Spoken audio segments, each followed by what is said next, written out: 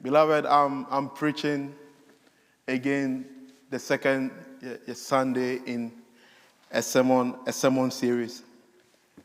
And I'm really blessed this morning to talk to you on the sermon that I have entitled The Valley Experience. The Valley Experience. Last week, Pastor Jay introduced to us the sermon series, Encountering the Psalm, intended to guide and comfort us in this anxious time and disturbing times that we find ourselves in. Aren't we blessed to have a pastor like Pastor Jay? If you are blessed, just put your hands together for such a man that is well gifted and multi-talented.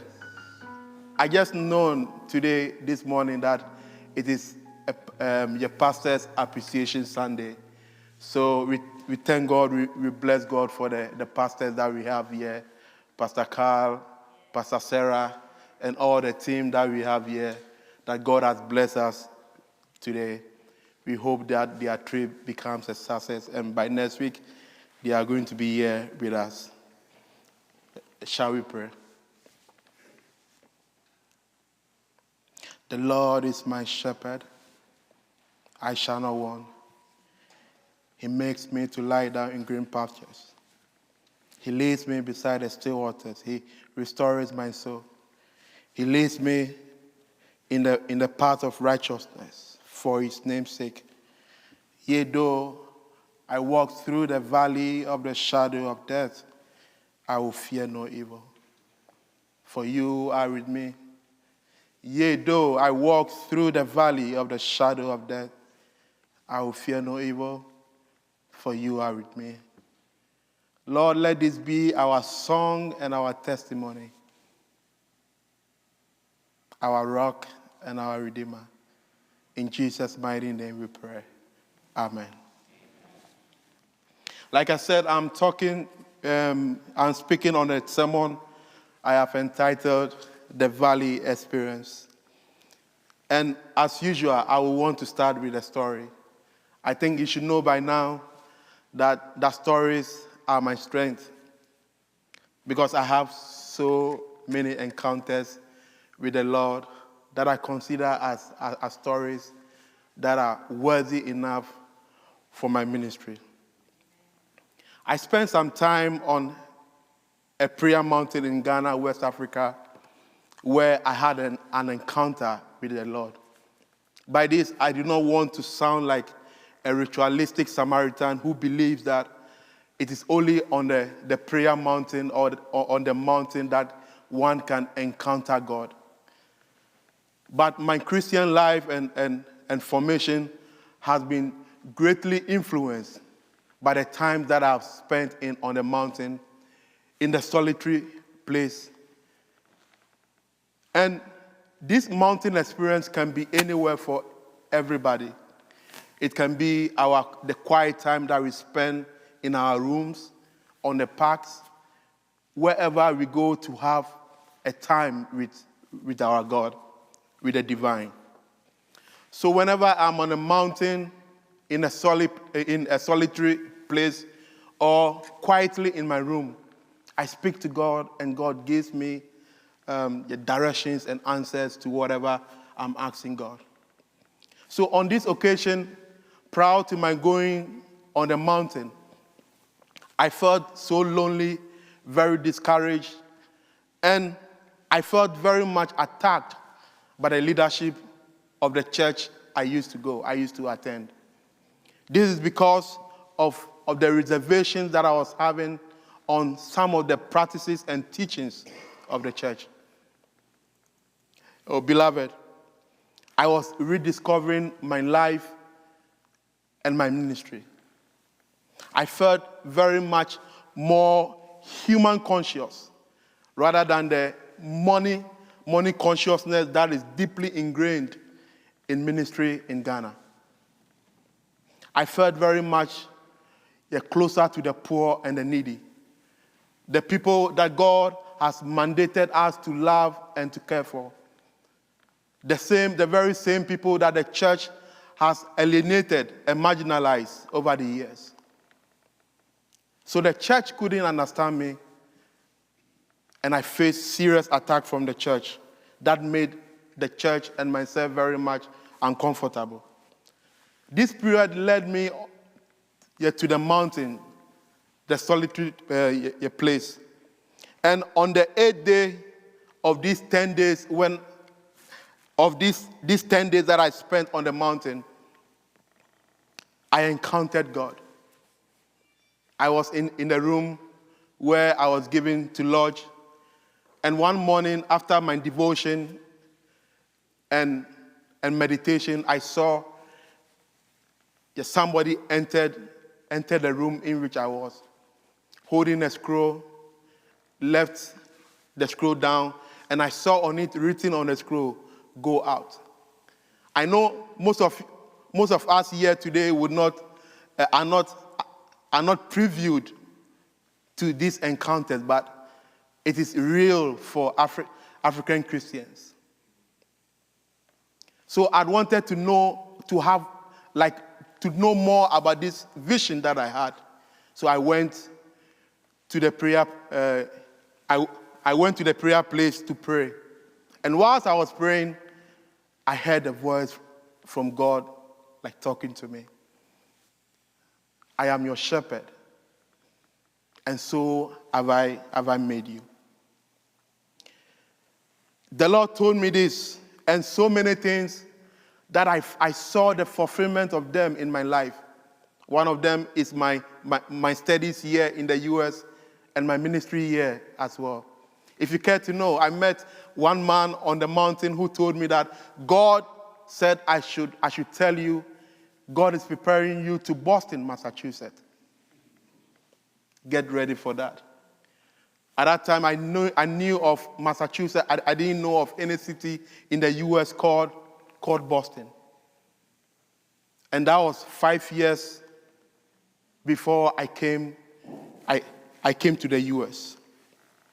After listening to this voice, I confronted it like Gideon and Moses with what sounds like a fleece. "If you are my shepherd, then lead me. Give me the rest that I need in this situation that I find myself. If I am a shepherd, then where and who are the sheep that you've given to me?" Beloved, I found comfort in our text for this morning, Psalm 23. This is one of the texts that I classify as my hiding place. Whenever I feel very, very, very weary and burdened, I turn to this text. So I agree with Pastor Jay's words last week, my takeaway from his sermon. And I love how he put it. Some of the Psalms are written for the collective, while others are written for the individual. Our time with the divine. Not just that, but he went on to say that some of the Psalms are crafted for God's praise, while others ask the question. The troubling questions emerging from our experience in the world and the life issues that are weighing us down in our jobs, in our schools, relationships, and family. You see, the beautiful things about this psalm is the experience that David had in the wilderness, in the solitary place, while he was tending to his father's flock. The wild beasts, the thorns, the tall weeds, and the muddy waters that he had to deal with. The challenges and the unexpected circumstances that confronted him. You know, David attested to all these things when he was going to face what I love to term the wild beasts of the Israelites, the Goliath. He said to Saul, "Your servant has been keeping his father's sheep. When a lion or a bear came and carried off the sheep from the flock, I went after it, struck it, and rescued the sheep from its mouth. When it tempted me, I seized it by its hair, struck it and killed it. Your servant has killed both the lion and the bear. So David encountered all these things. And these experiences of David aided him to understand who God is. So David had a new song. He sang, "The Lord is my shepherd, I shall not want. He makes me to lie down in green pastures. He restores my soul. He leads me in the path of righteousness for his name's sake. Yea, though I walk through the valley of the shadow of death, I will fear no evil. For you are with me, your rod and your staff, they comfort me. You prepare a table before me in the presence of my enemies. You anoint my head with oil, my cup runs over. Surely and surely, goodness and mercy shall follow me all the days of my life. And I will dwell in the house of the Lord forever." In these Psalms, David, who was the shepherd of his father's flock, the one who cared for the sheep, recognizes God as the shepherd of his life. Now, the practice in ancient Israel is that the shepherds travel a long distance, far away from home during winter to seek for pasture. This is due to the lack of pasture in Israel when the temperature gets colder. This journey took both the shepherd and the flocks weeks, days, years, spending day and night in the wilderness. During this time, both the shepherd and the flock are stuck to each other. Just as the way Minister JJ and I have been stuck to each other in the office, waiting for the pastors to come from Mexico. Both the flock and the shepherd encounter unavoidable landforms, the valleys, the mountains, the hills, streams, the plateaus, the cliffs, the plains, and even volcanoes and tornadoes. In leading the flock through all these landforms to the pasture land, encountering all kinds of obstacles, the shepherd also brings the flock to the still waters whenever they are thirsty. The shepherd becomes the present companion of the sheep. Just as Christ is in our time of need, our present help. So the shepherd cares for the flock, guides them, treats their wounds when they get hurt, gives them rest when they need one, and protects them from the most difficult place in their journey, the valley. Beloved, the valley is a reality for the shepherd in ancient Israel. Because in between the mountains of Jerusalem and Jericho, towards the Red Sea, where there is pasture, is the Jordan Valley.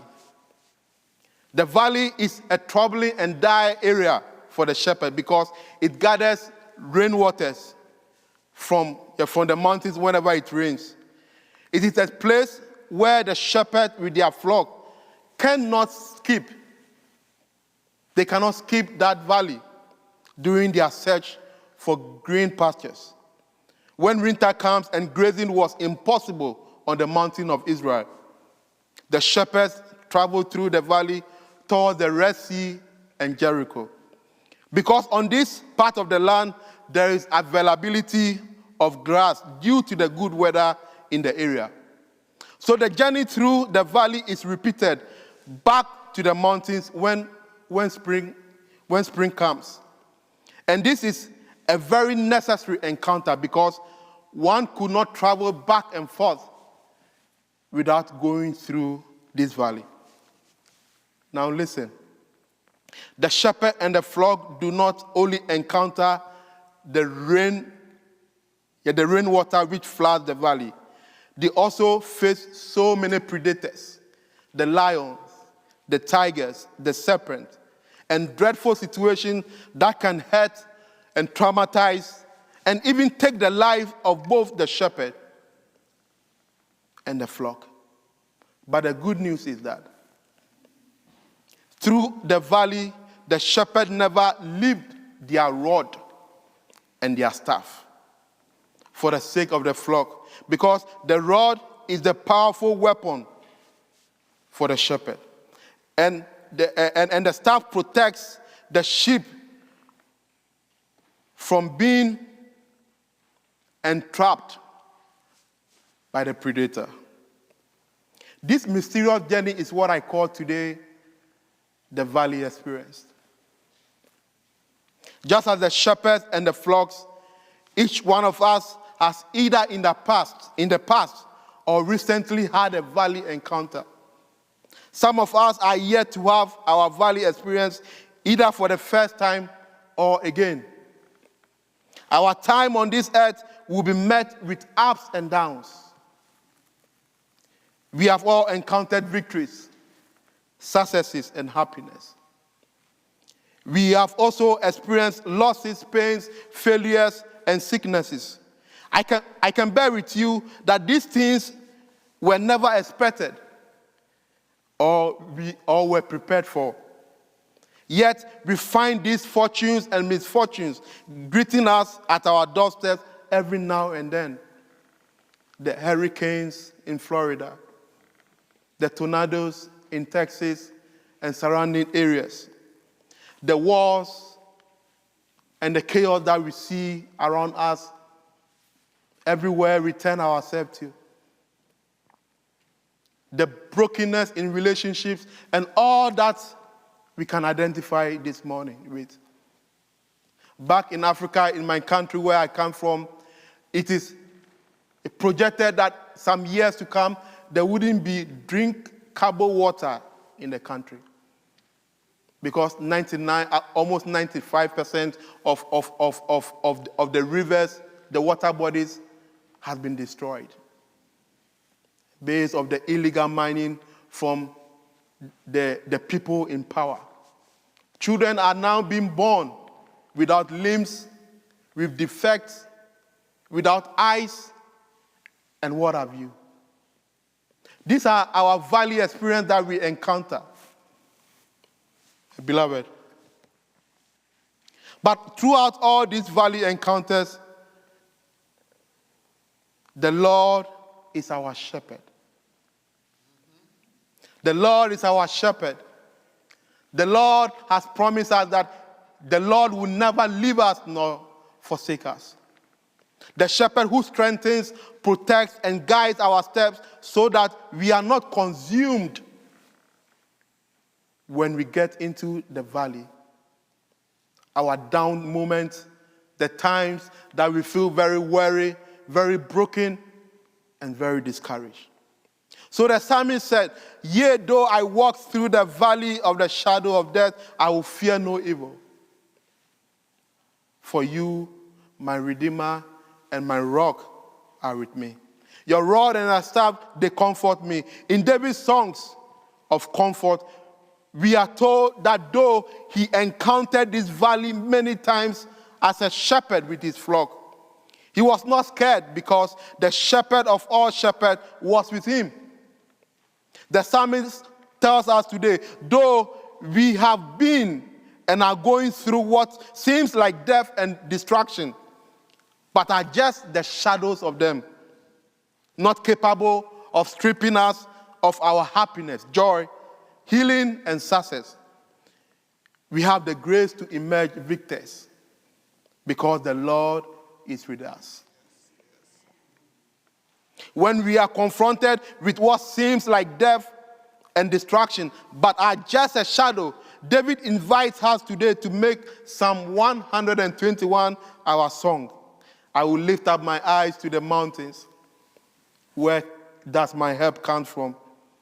My help comes from the Lord, the maker of heaven and earth. The Lord will not let your foot slip.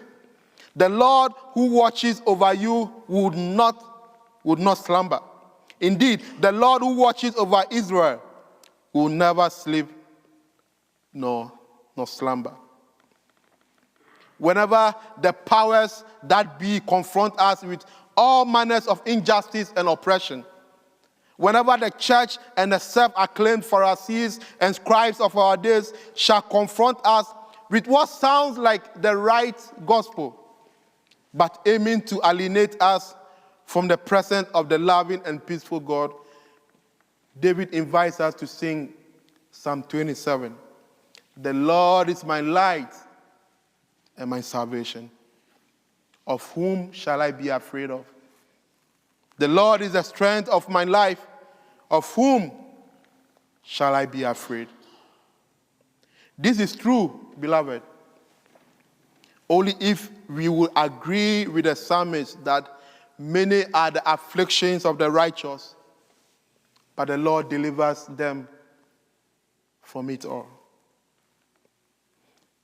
Even though the valley experience is inevitable to some extent in our life, in human life, some of the misfortunes, accusations, pains, and challenges that we encounter are unwarranted, uninvited, and undeserving.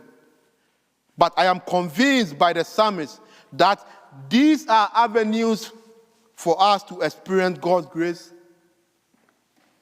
and for God to show us God's deliverance. As we prepare for winter and spring, with all the complications, worries, anxieties, loneliness, trauma they come with. Know that just as the seasons change, there is time for everything. And a season for every activity under the heavens. A time to plant and a time to uproot. A time to tear down and a time to build. A time to weep and a time to laugh. A time to mourn and a time to dance. There is a time to scatter stones and there is a time to gather them, the time to embrace and the time to refrain from embracing. Also, there is a time to keep and a time to throw away. There is a time to tear and a time to mend, a time to be silent and a time to speak to your Lord. A time for war and a time for peace. The peace of the Lord that surpasses all understanding. Through all these seasons and changes, the psalmist invites us this day to keep this dearly to our hearts. Surely, goodness and mercy shall follow us all the days of our life, and we shall dwell in the house of the Lord forever and ever. The comfort we have in the psalmist's taste of words, as I love to describe it, are three words: though, through, and thou. Yea, though I walk through the valley of the shadow of death, I will fear no evil, for thou art with me. The Lord is with us. The Lord hears us this morning. The Lord is with us in our struggles, the challenges that we face. At least this is what the psalmist tells us. Even though we walk through the valley of the shadow of death, we will fear no evil, for God is with us. Beloved,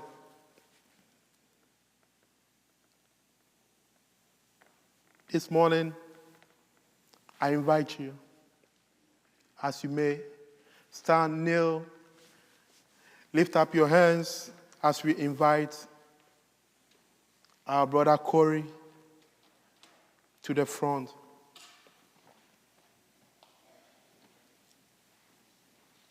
To sing for us the song, Shepherd of My Soul. Feel led, speak to God. The Lord is our shepherd, we shall not want. Yea, though we walk through the valley of the shadow of death, we will fear no evil, for God is with us.